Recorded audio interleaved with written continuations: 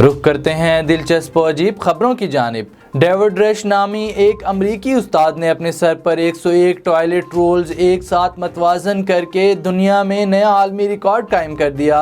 अमरीकी रियासत एडाहो के डेविड रश पिछले कई साल से साइंस, टेक्नोलॉजी, इंजीनियरिंग और रियाजी की तालीम को फ़रोग देने के लिए मुख्तलिफ दिलचस्प मुजाहिरे करते आ रहे हैं। वो अब तक 200 से ज़्यादा गिनीज रिकॉर्ड तोड़ चुके हैं, जिनमें सर पर मुख्तलिफ चीज़ें मतवाजन करने के रिकॉर्ड्स भी मौजूद हैं।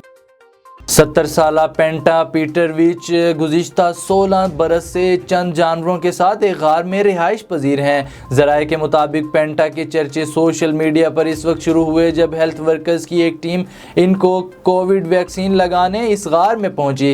हेल्थ टीम के मुताबिक पेंटा अपना निस्फ दिन एक दरख्त पर बनी झोंपड़ी में गुजारते हैं, जबकि निस्फ हिस्सा गार में गुजारते हैं।